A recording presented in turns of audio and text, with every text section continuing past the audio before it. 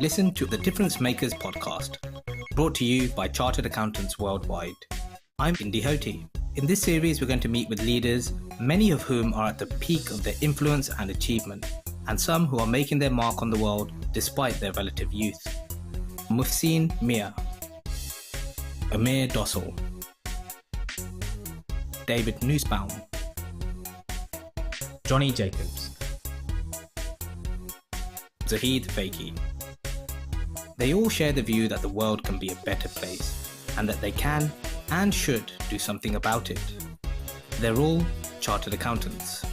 Listen on the Chartered Accountants Worldwide website, on Apple Podcasts, Spotify, or whatever platform you listen on.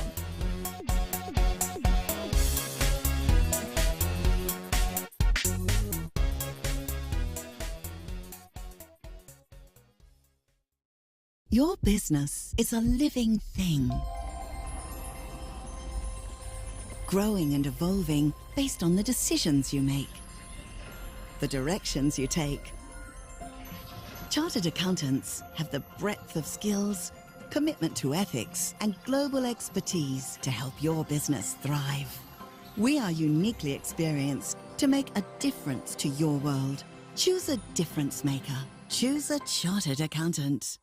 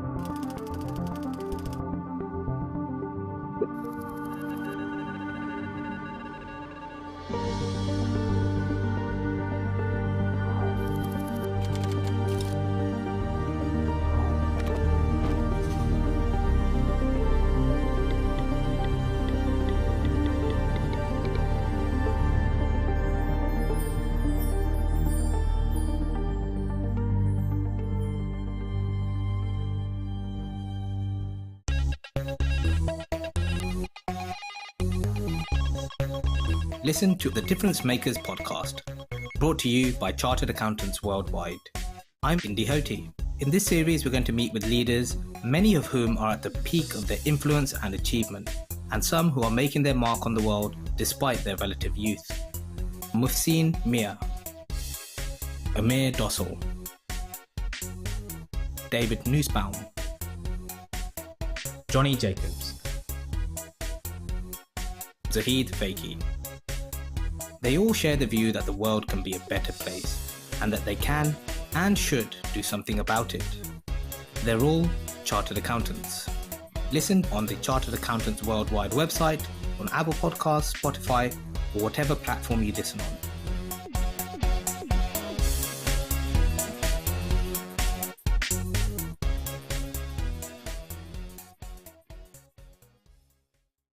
Your business is a living thing, growing and evolving based on the decisions you make, the directions you take. Chartered accountants have the breadth of skills, commitment to ethics, and global expertise to help your business thrive. We are uniquely experienced to make a difference to your world. Choose a difference maker. Choose a chartered accountant.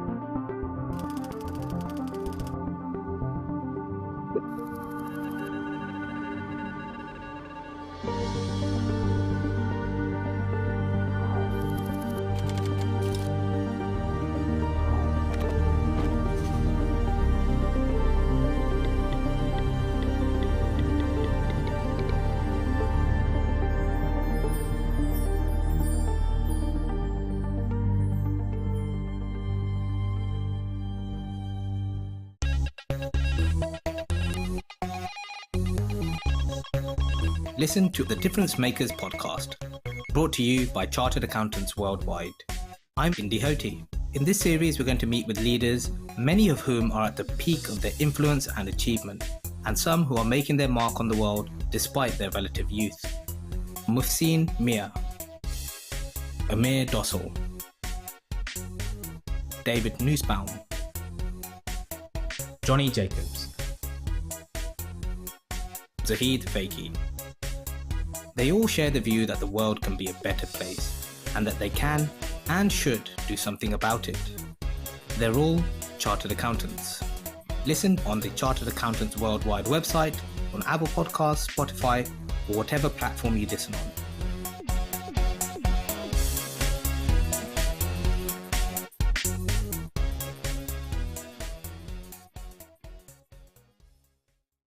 Your business is a living thing, growing and evolving based on the decisions you make, the directions you take. Chartered accountants have the breadth of skills, commitment to ethics, and global expertise to help your business thrive. We are uniquely experienced to make a difference to your world. Choose a difference maker. Choose a chartered accountant.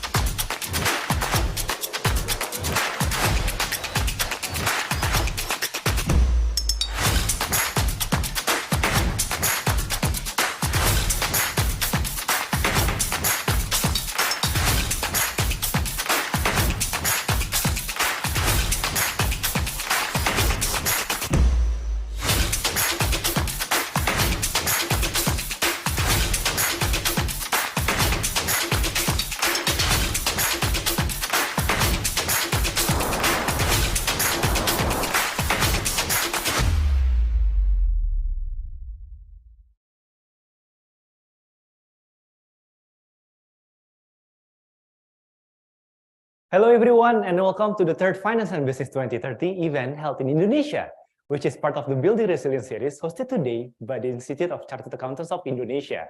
My name is Iqbal Nasution and I'm an HR and Talent Performance Manager at Deloitte Indonesia, and I'm also Indonesia Deputy of Diversity, Equality and Inclusion for Southeast Asia. Furthermore, I'm a proud One Young World Ambassador and I'll be your host today, taking you through this exciting webcast. We are so proud to be hosting the FinBiz2030 event for the third time, particularly as it fits in perfectly with the theme of this year's APAFEST, Chartered Accountants as Difference Makers. It's amazing to see how many people have joined us. We have over 1,300 attendees joining from over 30 countries today, which is exceptional. For those of you who don't know, Finance and Business 2030 or FinBiz2030 is an initiative led by One Young World and Chartered Accountants Worldwide. Their mission is to unite and mobilize leaders across these two sectors to tackle the UN Sustainable Development Goals, and they do this through the FinBiz2030 task forces that are operational around the world.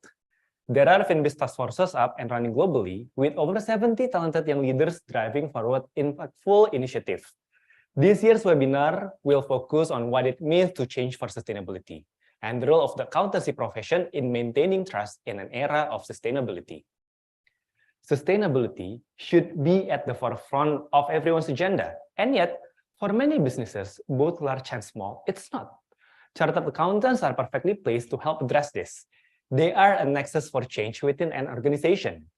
As a trusted advisor, chartered accountants are at the center of sustainability reporting and are key to helping companies embed sustainability-related goals and regulations and perform on-the-ground monitoring and measuring.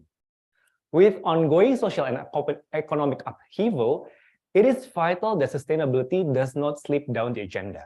We are calling on you to be an agent of change for a better future. Before we hear from the speakers, we have some housekeeping notes to run through. We'll be running polls throughout the webinar on Slido, and if you're watching on YouTube, you can scan this QR code to take you to the polling questions. It would be great to have as many participating as possible.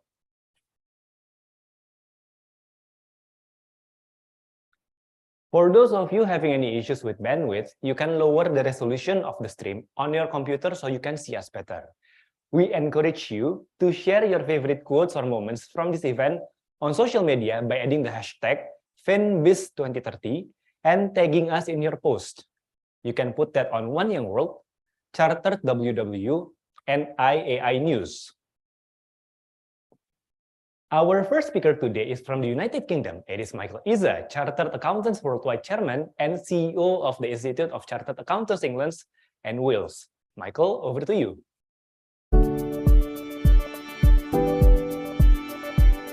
Hello everyone, I'm Michael Itzer, the CEO of the ICAW and the Chairman of Chartered Accountants Worldwide.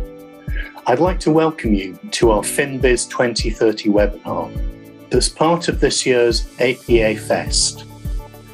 It's the third year we've teamed up with One Young World and our colleagues in Indonesia to bring you a lively, inspiring and informative session. This year's theme is Change for Sustainability.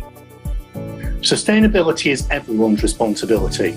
All chartered accountants, whether newly qualified or seasoned professionals, are agents of change and accountability, now more than ever before. You are the nexus within your organisation, whether large or small, and it's up to you to communicate with a variety of stakeholders and to guide your business towards a more sustainable and resilient future. Whether you and your organisation are just beginning your sustainability journey or are already well underway, there's always more to be done as we learn more about the risks climate change poses and the need to drive positive change. At Chartered Accountants Worldwide, we understand that it might seem like an insurmountable task, especially if you're just starting out, which is why we've been working hard to bring you a brand new Chartered Accountants Worldwide Sustainability Hub, giving you access to global information at your fingertips. The content has been organised to make it easily accessible. Please do go over to our website and take a look. During today's webinar, you'll hear from a variety of young finance and business professionals, all making a difference to sustainability in their fields. I hope that you find this session inspiring. Remember, your sustainability journey starts or continues here. It's time to make a difference and help the world towards a more sustainable and resilient future. But before we move into the panel discussion, I'd like to hand you over to Kate Robertson, co-founder of One Young World, to say a few words.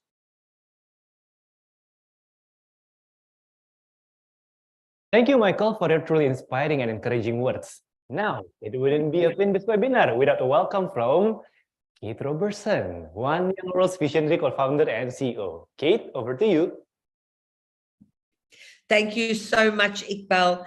Congratulations, and thank you to Michael as well. As I always say at the start of these, to Michael, to Ruth and their team here who started this initiative of FinBiz.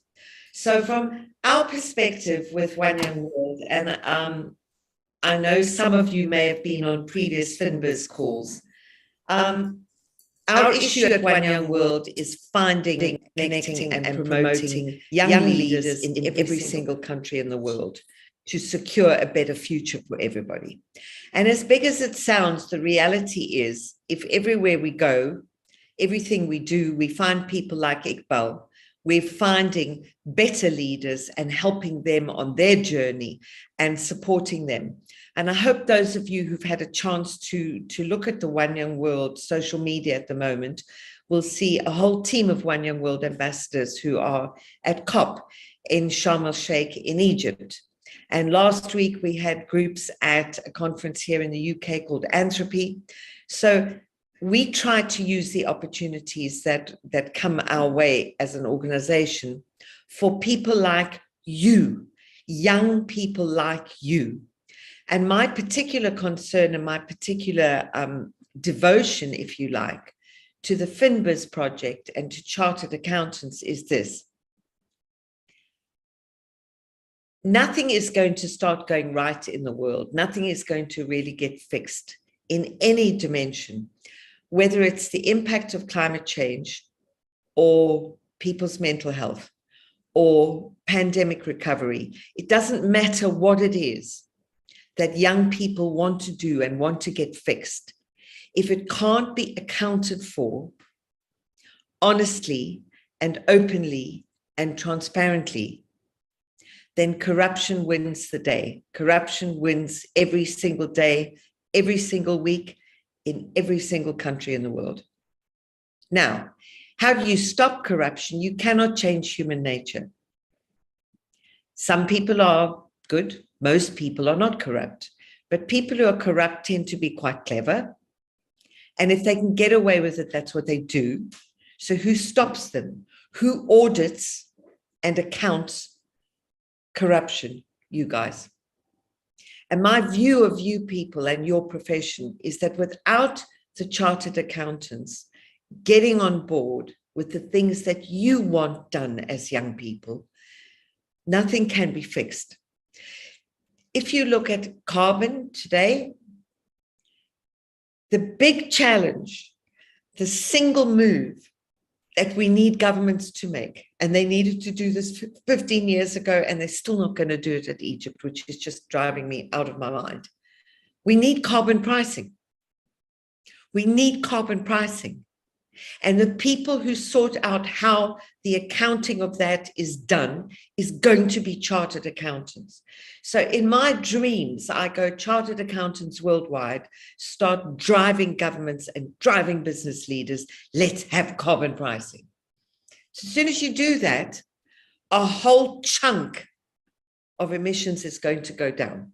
It's just a fact. It's going to work. So I truly think that chartered accountancy is a profession that can make a bigger difference than any of the other professions. So when I see young leaders like Iqbal who say to me, oh, well, you know, I'm a qualified chartered accountant, but maybe I don't want to do that anymore. You know, maybe I want to go into the voluntary sector. You cannot make the difference you can make leaving this profession behind. So I do hope that all of you, as chartered accountants all over the world, understand, really do, I'm sorry, that's me, really do understand the precious jewel that you grasp in your professionalism and how the world can look to you. You know, I come from a country where it took less than 8 years for a corrupt government to destroy a G20 economy, less than 8 years. And chartered accountants were involved in accounting for and auditing that fraud. And yes, hundreds of them lost their jobs. But what's the point of that? There's no point of that. The country's economy is gone.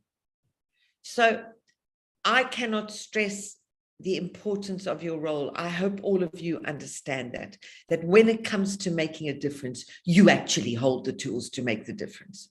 And we here at One Young World Organization are really proud of our work with FinBiz and really keen to meet all of you, see all of you. From my perspective, from our perspective, the more chartered accountants, the better. So there you go. And I love that sign, Iqbal, behind your head.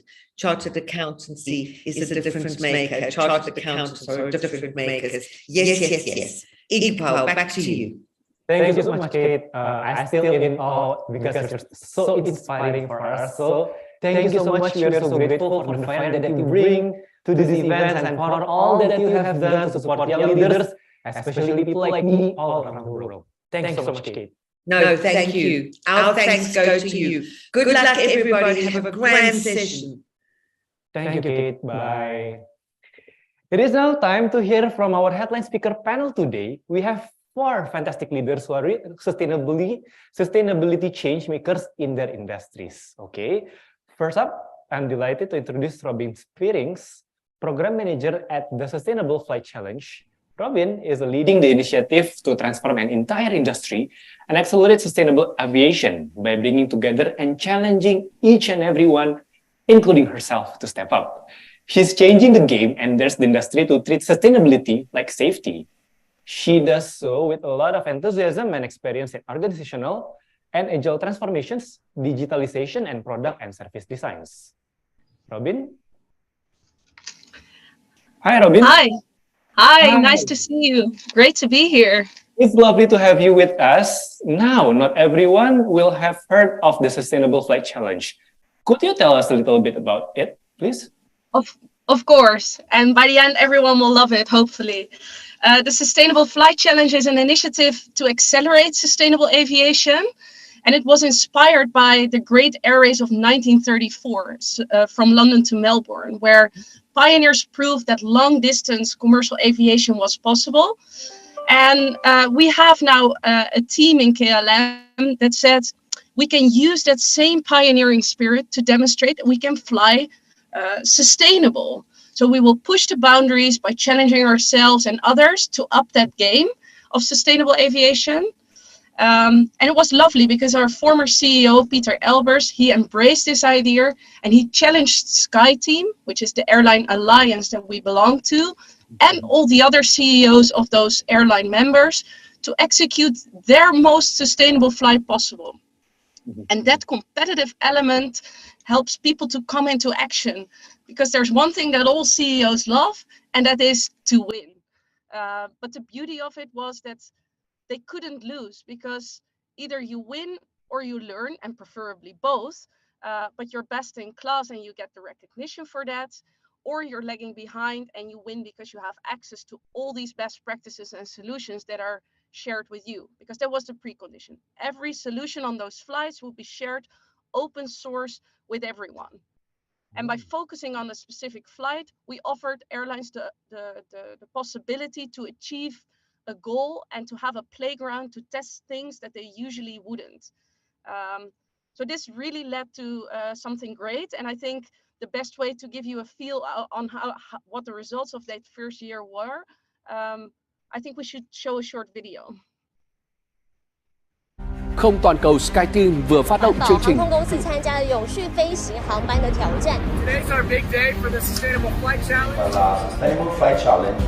Part of the JB Alliance's Sustainable Flight Challenge. Sustainable Flight Challenge. This flight will be one of our most sustainably designed. Currently, we are working to reduce our carbon footprint, and would like to invite you to join us.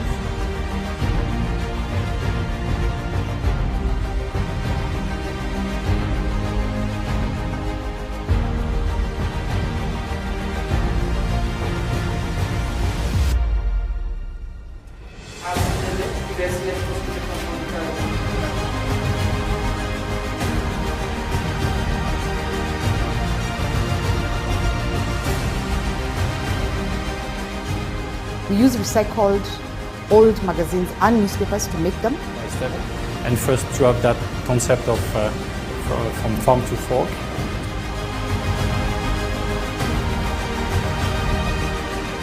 Means that the aircraft engines will be working less and the wings will be working more.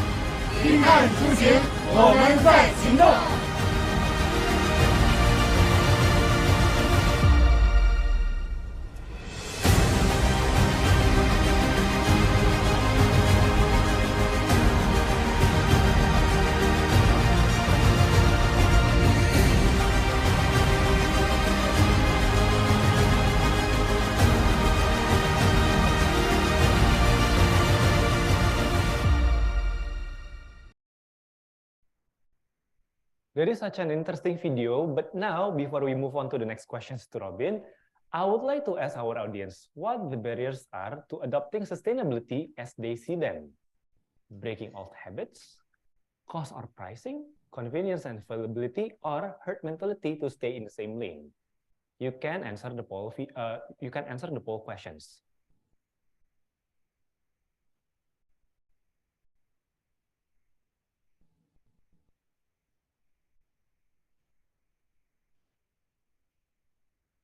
Okay. Breaking old habits. So the poll results are interesting, aren't they, Robin? Breaking old habits. What are the barriers that prevent the adoption of change for sustainability as you see them? Great. Well, I think there are fundamentally three things, and it's interesting that the breaking of old habits is mentioned as one of the key things we need for that. But I think there are three things. At least that's what we experienced with the Sustainable Flight Challenge.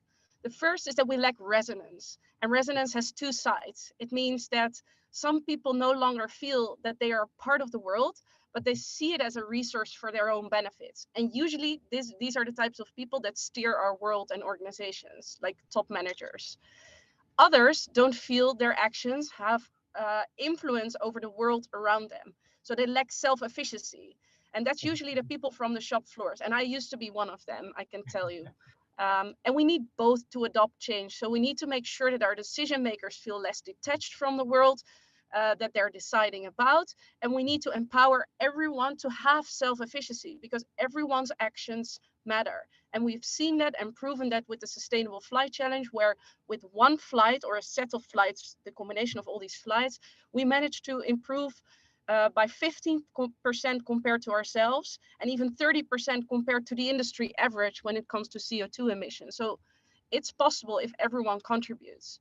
So that's just one. The second is that I think we lack insight, knowledge, experience. So we need to enable people by making sure that they have all these things available.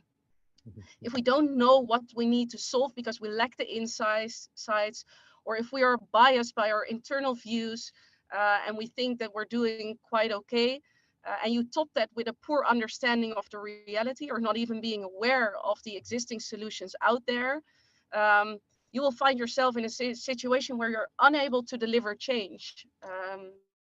So through TSFC, we try to give that. We give access to best practices, experts, outside views to challenge our own biases. Mm-hmm. And the last one, and I think this is very human, is that we lack priority and willingness, because priority is a decision always. So this has to do with willingness. And there the habits is interesting, because if we decide what we always decide or feel like we can't make any changes, then that will stick around, obviously. So the willingness of influential people to allocate time, dedication, and resources to a goal, and realize again that for that they need to feel part of the world and less detached. And we noticed that the Sustainable Flight Challenge, because of the competitive element, made CEOs put different priorities to the sustainability topic in their companies, and actually allowed people to make their contributions. So long answer short, you need to be willing, you need to be able, and for that you probably also need a different view on the world and yourself. Okay, so to break the old habit, we have to be empowered, we have to be enabled, and we have to have priority based on willingness, right? Now, yes. You talk about organizations treating sustainability like safety. Can you expand on that? Yeah, this blows my mind. If you look at it, aviation is, we as industry are super proud that flying is the safest form of transport in the world.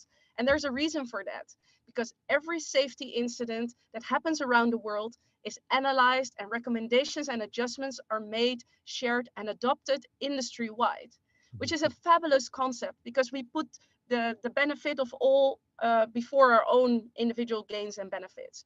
So we said to ourselves, what if we started to treat sustainability like that? This means that we create collective learning through that open source sharing and collaboration, and in that way become the most sustainable form of transport and not just the safest. Okay, Thank you, Robin. Lastly, any tips you want to share with our viewers to help them on their own sustainability journey? Yeah. So what I've learned is that you need to influence the circumstances that you are in, and you have more self-efficacy than you might feel. So just before I started this position, I lacked resonance myself too. I lacked self-efficacy. I was an eager One Young World ambassador, came home, inspired to raise my voice, but I felt I had very little influence over the degree of sustainability in our company. But by raising my voice and by understanding that my actions, even though they're small, have a big impact, I was heard, I was seen, and with a bit of luck, the stars aligned and our top management felt enough part of the world to allow me to take on this challenge. They believed in it. So don't give up. Your actions, small and big, matter. Thank you so much, Robin. So it must come from ourselves within our own willingness, yeah? Thank you, Robin. It is great to see the positive impact that you are achieving and the difference you are striving to make in the aviation sector. Next up, we have Wen Yu Wang, a clean energy and climate response principal consultant at PA Consulting. Wen Yu is an experienced consultant and strategist in low carbon energy and infrastructure. She works across a wide range of commercial, economic, financial, technical, and regulatory issues across energy, sustainability, and business. Through her work, she engaged with the whole ecosystem of stakeholders required for urgent climate action: innovators, OEMs, corporates, investors, consumers, international development organizations, civil society, and governments. Outside of her consulting career, she is also the co-founder of numerous sustainability leadership programs and a strong advocate on issues pertaining to education, reformation, and diversity. Wen Yu, hi. Hi there, Iqbal. Hi, how are you, Wen Yu? Brilliant. Great to be here. Such a pleasure, inspirational and diverse panel. Thank you. Welcome, Wen Yu. We appreciate you being here, and I'm very interested in board of spectrum of industry you work with. What are the key challenges you face? Yeah, so thanks for having me. Great to see some familiar faces as well on the panel, and always good to see more One Young World ambassadors close to my heart. So my work in sustainability spans across multiple sectors. By means of introduction, I think, rather than give you my boring job description, let me give you some examples of the things I work on. Effectively, what I do is I try to make sure that our use of energy and our use of resources are done in a way that is beneficial, or at the very least non-harmful to our planet and our future generations. And this comes in many different forms. So for example, we help investors and developers in building some of the world's largest offshore wind farms so that the electricity supplied to hundreds and thousands of homes can be green and not done at the cost to our future generation. We also help political, business, and social leaders make the right case and the right arguments to enable green innovation. For example, helping societies adopt more electric vehicles, for example, more smart meters, or just more sustainable food products. Another example would be our work in making sure companies set the right legacy for their actions. And their legacy is not just in the bottom line, but also the lasting impact they have on people's lives. And lastly, I like to describe my work as a matchmaker, not in a traditional sense, but by matchmaking the needs and the requirements between investors and people with good ideas, so that we make sure money flows to the best ideas, ideas that have social environmental good. At the end of the day, financial capital is one of the most powerful forces in the world. We should make sure that it's meritocratically distributed, create a win-win ecosystem where the best ideas are rewarded, not just based on their returns on investment, but based on their returns to society as well. If you're interested in any of the things I talk about, you should become a consultant. I think the challenge we have is getting the right talent into the space. And the challenge we also have is understanding sustainability, because sustainability is simultaneously easy and difficult. It's easy because everyone thinks they understand it, and even more people who don't understand it like to talk about it. But it's difficult because it's very, very difficult to do it right. And it's very difficult to embed this into the fundamental behaviors of individuals and companies. I would say that's the biggest challenge. It is, at the end of the day, getting the right people and talking about sustainability in the right and truthful way. Now, on your field, stakeholder engagement is very crucial. Do you have any tips for successfully communicating sustainability plans to a variety of internal and external stakeholders? Yeah, so I would like to take this question one step back. Because I think communication is incredibly important to make sure people are aligned, but it's important to align people's interests and incentives even before you start communicating plans, because at the end of the day, other individuals are not just a stepping stone to your goals. And I think many of the challenges you face when communicating sustainability or your motivations of sustainability is often fundamentally psychological. I think first, it's important to understand everyone's needs and understand that even at the end of the day, your leaders have bosses as well. Everyone that you're speaking to has a boss. There is someone they are trying to impress, or there's a certain need they have to fulfill. And even your CEO may have bosses, for example, their shareholders. And their shareholders may have bosses, for example, their families that they need to provide for. So it's important to understand the requirements of the people you speak to, understand their needs, because at the end of the day, they're human. If you can communicate, align your interests with them, you go a long way in terms of developing your sustainability goals.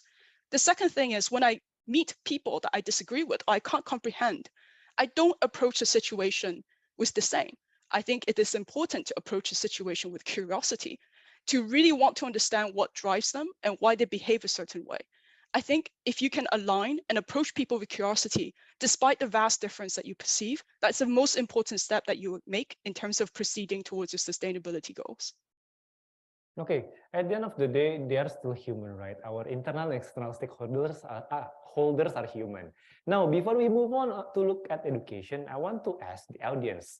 We will show the poll again how much education they have had around the need to change for sustainability. We have the options a lot. My organization has built this into our CPD offering. Some, my organization could do more to educate us or our stakeholders, and none.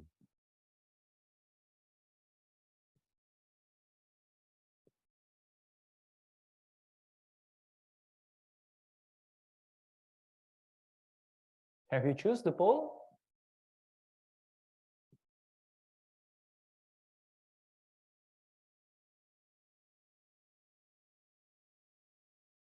Okay, the result, lots of you, major of you are saying a lot. My organization has built this into our CPD offering. Very, very interesting, yeah? What do you think needs to happen to education for the future to become more sustainable and resilient? Well, the first, and this is live unfiltered reaction, is I'm quite surprised 60% of you are pretty positive in that you believe your organization has built this into your CPD offering, because I speak to a lot of people that don't have this opportunity. So the first thing would be to take advantage of this opportunity if you do indeed have the opportunity. I think the second task, and this is incumbent upon all of us, is to make sure we better understand the path ahead if we're interested in sustainability. I think many young and incredibly ambitious and talented individuals do not see the full spectrum of careers that they can pursue if they're interested in sustainability. And at the end of the day, sustainability is not one space, it's not one sector. It's a fundamental cultural code that can be embedded into every industry and every sector that you choose to work in. I can say, for example, that I studied medicine, and that would be surprising because it doesn't seem to have any correlation to what I do today. But studying science or studying psychology or studying accounting or studying finance or studying politics all can play a significant role in accelerating our world towards a low carbon sustainable future. Indeed, the team I work with today have individuals that come from all aspects of backgrounds in society. So it's important not to think about sustainability as a thing, but as an embedded set of behaviors and goals that everyone can pursue. And I think a lot more individuals in the sustainability space need to role model and help young people understand the careers that they can pursue ahead of them. For example, if you look at my fellow panels, whether it is the work that they do on Repurpose Global or the Sustainable Flight Challenge, we're all doing something on sustainability in very different ways. And it's important to understand that. The last thing I would just say is it's completely possible to do well by doing good. Because at the end of the day, you can make a great career out of sustainability, where you're compensated well, where you're intellectually challenged, where you have great goals to work towards. And we should see that as just as much of a valid career as being a lawyer, being a doctor, being an engineer, for example. I really like that word sustainability embedded in every aspect of behavior. Now, finally, do you have any tips you want to share with our viewers to help them on their own sustainability journey? Sure, thank you, Iqbal. I think individual change is a responsibility, and we should all think about the ways in which we can live our lives in a much more sustainable manner. But At the end of the day, institutional change is what really matters. It is what moves the needle. And therefore, institutional change is more than a responsibility. It is a mission. You are a function of your behavior, but your organization, your school, your company, your society is the aggregated function of all of you. And you all have a part and ability to play a part. I really like how Robin talked about sustainability as safety in the mindset of aviation. And I like to talk about sustainability on top of that as a cultural code. It is a culture in the sense that it should be deeply embedded into our moral system and what we expect from society and from ourselves. It should also be a code in the sense that it's not good enough to just think about it and talk about it. It needs to be codified into rules and systems so that people who don't necessarily always think about it have to follow it anyways. And this is a big job, I think, especially I'm talking to a lot of chartered accountants. It's important that we think about the truth that we say about companies, but the truth is not just a financial statement. The truth is the impact they have on our society. We need to help society understand the truth of companies, and you all play a big role in that. Thank you so much, Wenyu. Thank you so much. Next, I would like to introduce you to Svanika Balasubramainan. Svanika is the co-founder and CEO of Repurpose Global, the world's leading plastic action platform dedicated to making environmental action accessible to people and companies around the world. Repurpose Global is creating environmental impact for 250 plus purposeful brands, ranging from up-and-coming SMEs to global Fortune 500s. On behalf of their global coalition, Repurpose now recovers over 14 million pounds of plastic waste every year, and in doing so, positively impact 10,000 marginalized waste workers and community members across Asia, Africa, and South America. Svanika, thank you so much for being here. First, I'd like you to take us on the journey you embarked on that led you set up for Repurpose. Yeah, thank you so much, Iqbal, and thank you all of you for being here today. It's a true pleasure to see everyone come together from all over the world. I'm absolutely thrilled by it. I'm joining you today from London. Apologies for my kitchen. We have tube strikes over here. But yes, I'm Svanika Balasubramanian. I'm one of the co-founders and CEO at Repurpose Global. And when we set out on this journey, we were actually not looking to set up a social enterprise. In many ways, I actually think we were solving an accounting problem. So I went to undergrad in Philadelphia at Penn. I studied business and I was doing I was minoring in business analytics and accounting and all of these different pieces. And my senior year, a couple of my classmates and I decided to account for our plastic waste. We said all of these companies are putting out plastic into the environment. You have CPGs that are producing plastic packaging, and my fun fact, for today is that by the time I finish this sentence, over 100,000 pounds of plastic waste will be created. And over 90% of it is not technically accounted for because it leaks into nature.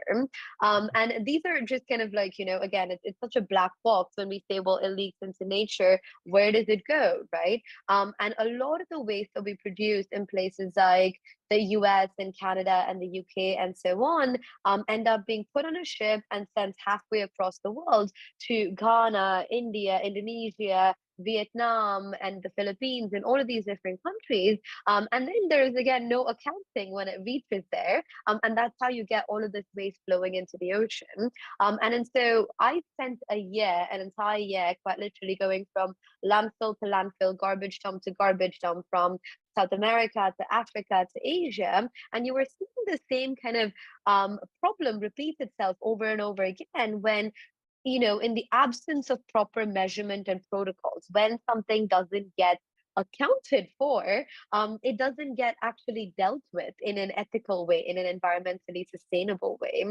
And then so at the end of that, we created kind of this new financing instrument called a plastic credit, where we took inspiration from the carbon credit market, which had been really revolutionary in unlocking private sector capital to account for their carbon emissions and then investing it in measurable climate change initiatives. We brought that kind of language into the plastic space, where one plastic credit is essentially the equivalent of 1 kilogram of plastic waste that is removed from nature that otherwise would have ended up in a landfill or in the ocean or so on. And so now we kind of, do two different sorts of accounting over here. On the one end, we help businesses, the CPGs of the world, measure their plastic footprint and, disclose it and in thinking about the boundaries, scope 1, scope 2 equivalents in plastic. And on the other end, we measure the impact that we're able to create through investments of plastic credit. So that if we're talking about anything from, in Indonesia, for instance, we're in Bali, Bekasi, Bandung, all of these different areas, we're removing plastic from there by working with, say, fishermen and local entrepreneurs. And then we're doing something similar in Ghana and Colombia and, like the Dominican Republic. All of these places now have a standardized way of measurement. So these are no longer just disparate, different things that are happening all around the world, but rather part of one common metric, one common kind of language that we're all able to speak. And so that is to say, I never came into any of this with that accounting mindset. But I truly strongly believe that if you take any problem in the world, you can't change what you don't understand, and you can't understand what you can't measure. And then that's really where kind of, the science of accounting becomes so important for us. But yeah, that's my long story of how we got here. Okay, Svanika, you mentioned several cities in Indonesia with high volume of trash, right? I think it's because, our participants said, old habits die hard. So how difficult was it to change people's mind in favor of sustainability? Yeah, it's a great question. And I think in many ways the consumer sentiment is changing quite rapidly. I think even 5 years ago, it was a completely different narrative than what we have here today. And for us, we're a B2B organization. So our job is actually to change the mindset of CPGs, who in turn were influenced by the mindset of consumers that they were selling to. And even 5 years ago, typically the environmental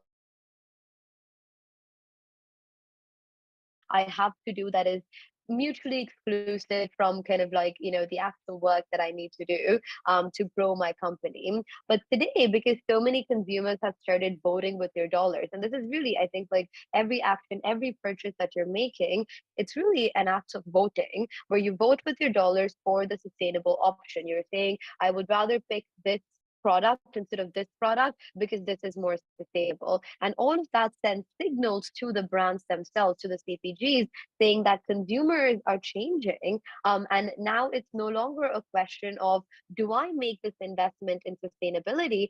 You have to make that investment if you want to keep your company alive for the next 5 years, 10 years, if you want the Gen Zs to kind of like start adopting your product. And so I think that sort of huge that the wave of kind of interest from the consumers and their shopping decisions have definitely gone a long way in pushing brands to actually do the right things as well. Okay, thank you. Now, before we move on to talk about circular economy, I wanted to ask the audience what they understand by the term of circular economy. We have the options. I understand what a circular economy is and why it matters. I've heard the term, but I'm not sure what it is exactly. I've never heard of a circular economy and don't know what it is. You can choose on the poll.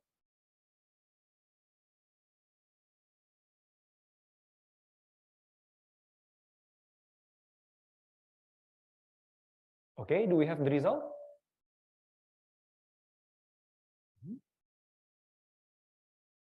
We're giving you several more seconds to fill in the poll. Circular economy. You understand what it is and why it matters. You've never heard the term, or you've heard the term but not sure what it is exactly.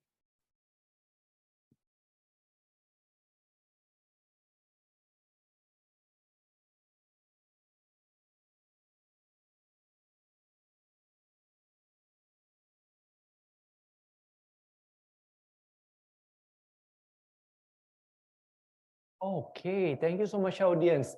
52% of the audience said that they understand what a circular economy is and why it is matter.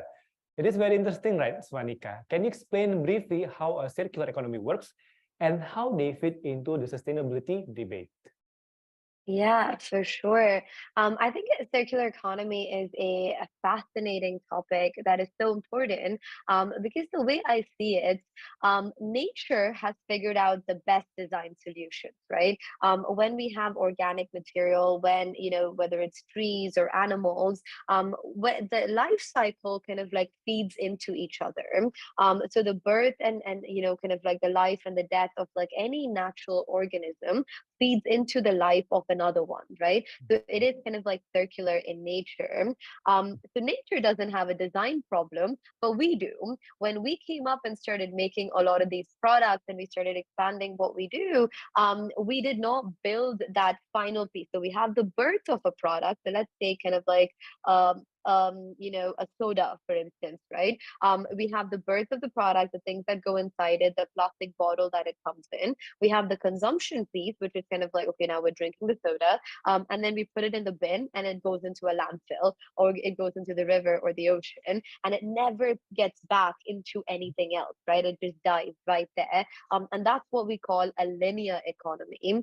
So it just kind of like is birth, life, death, and there's nothing connecting it back into the life cycle piece of it. And then so we can't keep producing more and more because eventually, I think that this is a crazy statistic that I was hearing, that total mass of things on the planet today is bigger, is heavier than the mass of life on the planet. We have more things that are solid than life that is breathing. And then so eventually you're just going to run out of space, and that's going to create all of these, different sorts of environmental problems as well. So the ideal sort of design should be if we're able to take that back and make it into another product. And that's where things like recycling come in, things like reuse come in. And then so that's where you're basically, taking something that is deemed to be of no use, and you're finding a different use for it and putting it back into the economy. And this is not just good for the environment. This makes perfect economical sense. If you can reuse something instead of making something fresh, it's cheaper. And then so it will end up being kind of economically more viable for companies as well. Okay, so it's actually get many benefits from it, yeah? Okay, any tips you want to share with our viewers to help them on their own sustainability journey, Swanika? Go ahead. Yes, I think that this is something that I've held true with me for a very long time. Don't aim for perfection, because I think the biggest barrier to progress is often the pursuit of perfection. So if you think I can only be sustainable if I'm vegan, I cut out all meat, I cut out all animal products, I have to shop sustainably, I have to take my cloth bag with me every single time that I go out to make all of these decisions. That's so much that you have to remember every single day. And then if you think, okay, so I'm not going to do all of that, so I'm not going to do anything, right? Then that's actually kind of, not moving the needle forward.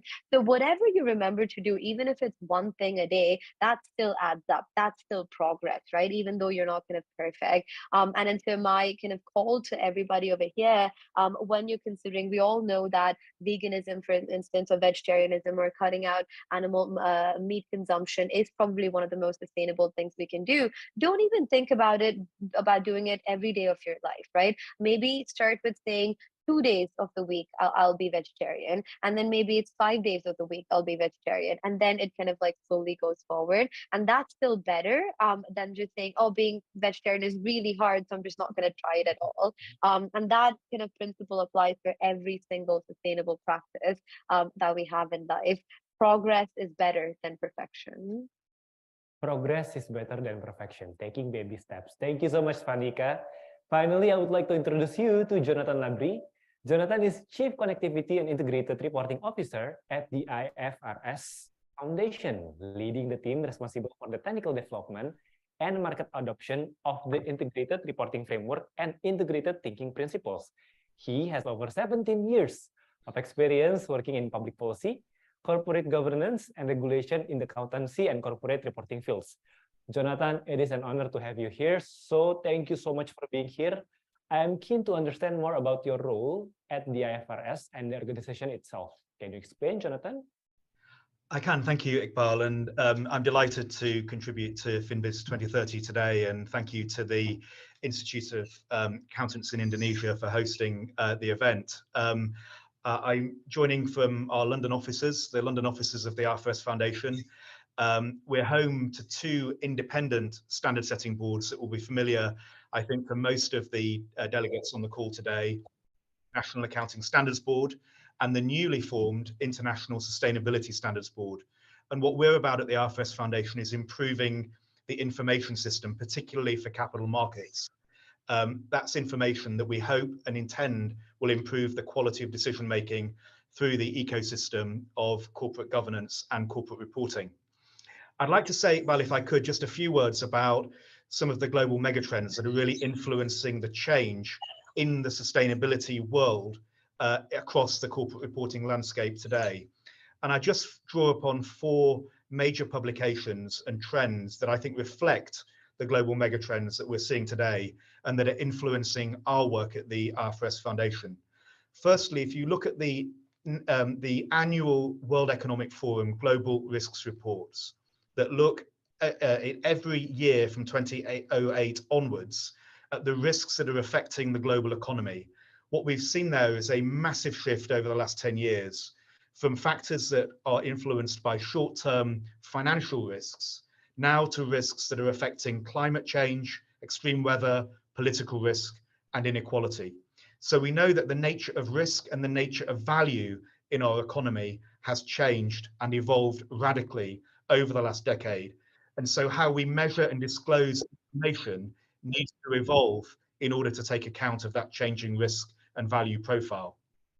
Secondly, the PwC CEO survey points to the fact that chief executive officers of our major corporates around the world know that they need information to drive better decisions in their corporate governance. They know that they need information about climate risk, other sustainability risks, issues about employment practices through the supply chain. Yet what that PwC survey shows is that CEOs feel that they don't have the data available to them to allocate capital and allocate decisions effectively. So we need to focus on data. We need to focus on providing information to improve corporate governance and corporate reporting. Third, and this relates to a point that Svanika made earlier about the changing needs of millennials and Generation Z. The Deloitte Millennial Survey, now in its 11th year, shows that what the next generation are looking for is purposeful work. They are focused on driving societal change, and they are using their own economic power to invest with sustainability in mind. So if you have a business and you're interested in sustaining your business model over the long term, you need to look at the behavioral aspects of the next generation to sustain your business model and your strategy into the long term. And it's all set out in those brilliant Deloitte Millennial surveys. And finally, we have the annual Edelman Trust Barometer that shows that while trust in institutions is low, the expectations of business to drive societal and environmental change is high. So business have a responsibility, and there is an expectation by stakeholders globally that business will take a lead in driving that societal change. Now, they need the tools to do that. They need the systems to change. And the IFRS Foundation is about providing the information, the foundation of information to help better decision-making by businesses and by investors. And of course, the accountancy profession plays an absolutely vital role as business leaders, finance professionals, advisors, providers of assurance, and audit services, almost uniquely placed as a profession to be across that ecosystem to address these issues and to drive change for sustainability. So how is the sustainability disclosure landscape changing? Well, first of all, we've seen over the last 2 years institutional consolidation, fewer acronyms in the alphabet soup of sustainability disclosure standards, as the IFRS Foundation has now consolidated with organizations such as the International Integrated Reporting Council, the Climate Disclosure Standards Board, and the Sustainability Accounting Standards Board. These voluntary initiatives that have developed over the last 10 years, now consolidated in one place under the remit and umbrella of the IFRS Foundation. The new International Sustainability Standards Board, launched last year at COP26 in Glasgow, now marking its first anniversary at COP27 in Egypt this week, is setting and establishing a global baseline for sustainability disclosure standards for capital markets for the first time. And this week at COP27, we're establishing a new partnership agreement so that the global south, the emerging and developing economies of the world across Asia, Africa, and Latin America, can take a lead in adopting these new global sustainability standards in order to build capacity and attract investment into those markets for the future. And finally, we are developing collaborative agreements with organizations across the corporate reporting system. Never again can this be a competitive landscape. It must be a landscape of cooperation and collaboration so that we achieve interoperability between standards that are focused on the capital markets, on investors, and those standards focused on impact and about understanding the impact of business on the environment and society. These are not competing visions. They are compatible with one another, and we must work as one system in order to achieve a global corporate reporting system. And this really, Iqbal, in conclusion, is the opportunity that we face. Connectivity between accounting information and sustainability information, closing that gap between finance and the way the world is operating and the needs of policymakers and others to drive that global system. A long-term vision of a corporate reporting framework based on integrated reporting so that we see the interdependencies between the resources and relationships that businesses use every day in their mainstream corporate governance. We need decision-useful information for the chief executives and boards of companies, as well as the institutional investors who allocate capital every day. We want those businesses to be able to allocate capital in a sustainable and purposeful way. Of course we do. And that all leads to one globally accepted and comprehensive corporate reporting system. Let's end the silos in our corporate reporting world and in our business world. Let's join these initiatives together and let's develop that comprehensive corporate reporting system. And what every generation has shown us is that when the accountancy profession gets behind these global trends and initiatives, they can use their expertise and that breadth of knowledge across the economic system, their independence of judgment, their integrity, and their rigorous focus on measurement in order to provide the leadership necessary to promote this change, which is so desperately needed in our world today. Thank you, Iqbal. Thank you so much, Jonathan. You actually answered the thing that I want to ask you, because lots of people asking about how does the alignment works and how hard it is for you to change the mind of regulators, but you already answered that. Thank you so much for that. But I have one question for you, Jonathan. Is there any tips that you want to share with us to the viewers to help them on their own sustainability journey? I think, Iqbal, the best tip that I can give is what we're doing in the IFRS Foundation is not creating something new. There's been an incredible investment over the last decade by businesses, investors, NGOs, professionals, regulators in developing the standards, the systems, the frameworks that are needed. What's happened over the last 10 years is that they've been adopted in a piecemeal and fragmented way because most of those initiatives have been voluntary initiatives. What we now have under the umbrella of the IFRS Foundation is the opportunity to consolidate and use the strength of the Foundation's adoption of its accounting standards in over 140 markets to now develop the same baseline of sustainability disclosure standards across 140 markets in a short period of time. So what I would say is that we're building disclosure standards on existing practices, the Task Force on Climate-Related Financial Disclosures, on existing standards like the SASB, the Sustainability Accounting Standards Board standards, and frameworks like integrated reporting and the CDSB framework. So my tip would be get going, get started.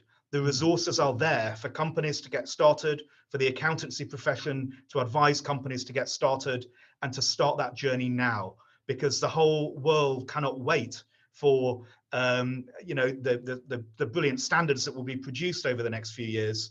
We have got those technical resources available. And so my tip would be, let's get started and get started now on this journey. Thank you so much, Jonathan. Actions speak louder than words, isn't it? So thank you so much, Jonathan, for your last words. Now I'm going to bring back all of our panelists. We've got Robin, We've got Wen Yu, we've got Svanika and Jonathan. Are all in the screen right now? Okay. We had some questions from the wonderful audience for our speaker. The first question, what is the role of the chartered accountant in getting organizations, not just in private, but also the public and third sectors, to embrace sustainability and change the way their business is running? I think they're supposed to go to Jonathan, isn't it?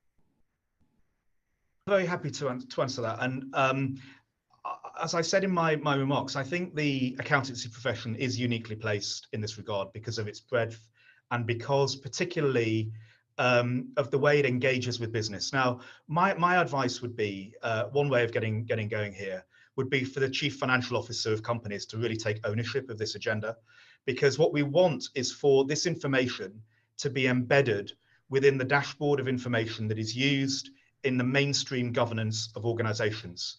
We have had a system over the last few years where quite often sustainability information has been siloed off into a separate department that is separate from the way companies are actually governed.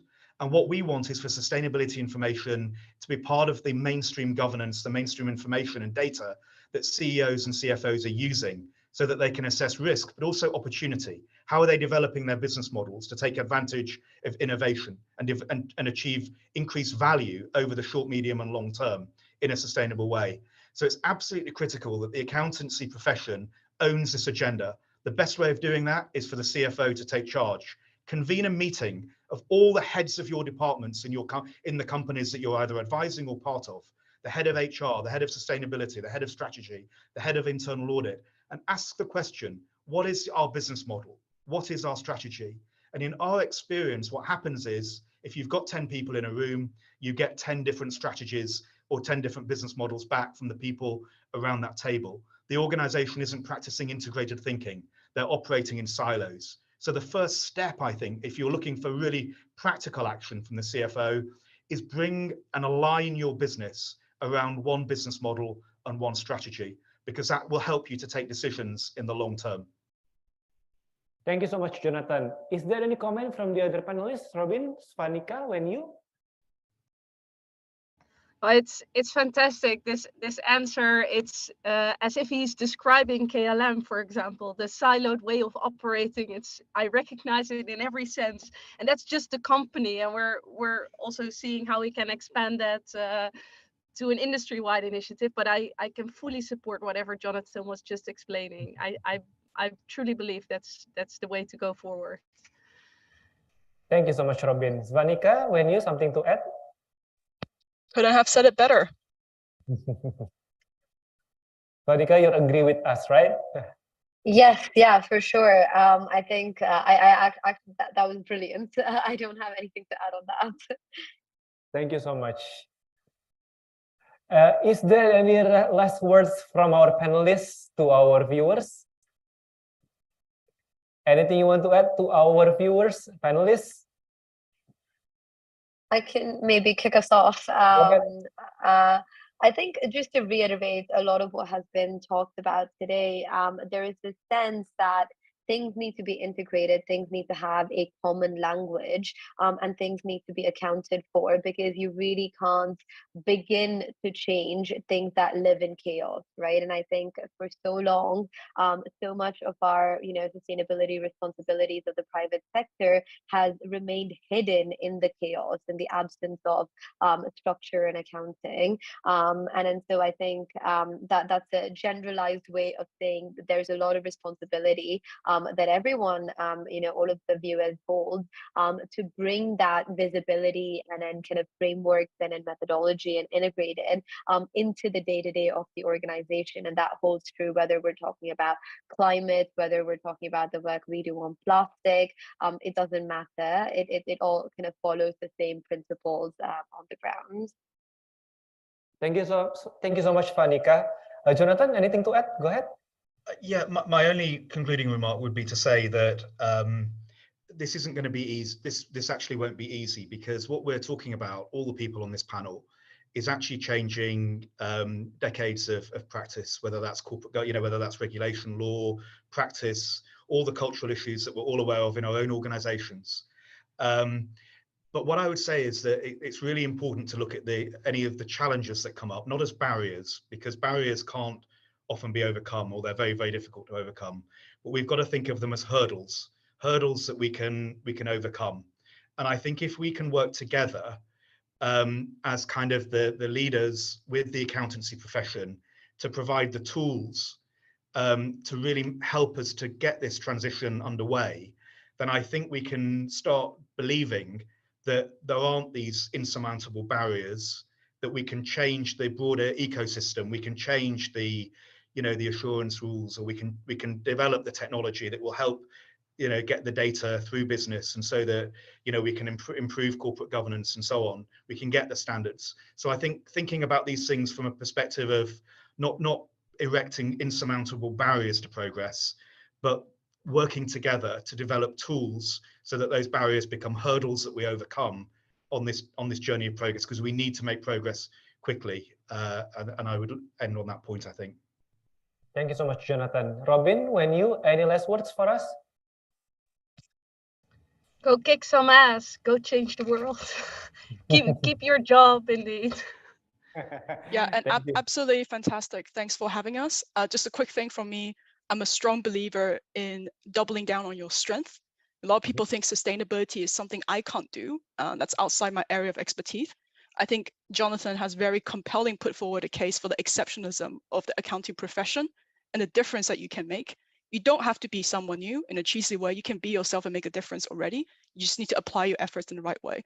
So double down on your strength. I think there's something out there. We will need your help. Thank you so much, Wenyu. And we know that we need your help, our viewers, to make a better way for our sustainable change. And that brings us to the end of the panel discussion. I wish we could have more time during these panels, especially with this fantastic group of panels. Thank you so much, Robin, Jonathan, Smanika, Wenyu. Thank you so much for your brilliant insight. We know that it is very, very short time, but we know that you've been very, very busy. So thank you. Once again, thank you so much. And it has been truly amazing to hear from our speakers today who have given us so much energy and motivation. Thank you to you all who have joined us. And now we'll invite all of you to watch a video. This one is a very special announcement to share with us all the winners of the APAFEST 2022.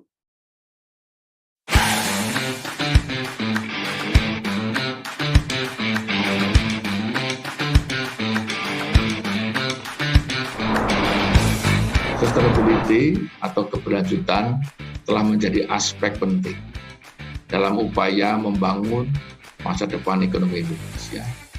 Dan profesi akuntan insya Allah selalu menjadi aktor utama dalam prosesnya.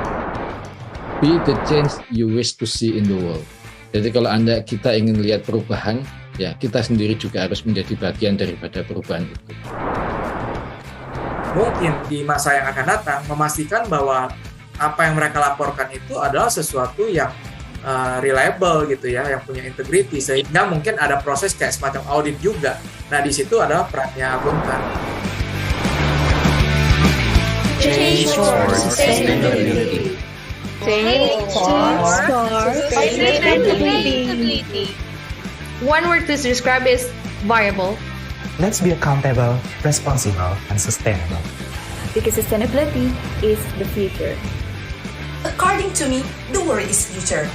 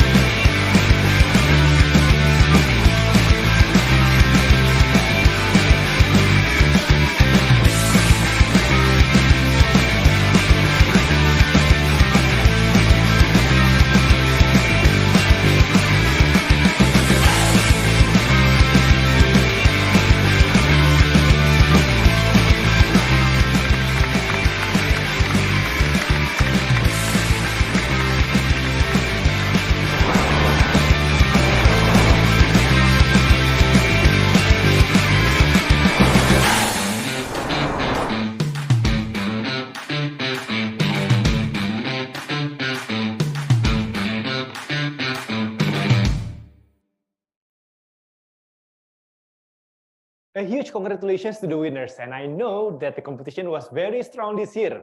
Well done to all of you who applied, and thank you so much for participating. This has given us immense confidence that the future of the profession is in good hands. Today has been a leadership masterclass led by some exceptional changemakers in the business and finance industry. It is evident from listening to them today that it is our responsibility to lead, and to lead with purpose to create a more resilient and sustainable future. We hope that you have enjoyed the session today as much as we have. If you want to join FinBiz 2030, please sign up to the newsletter. To those of you who need e-certificate, we would like you to join our online survey and choose the right keywords.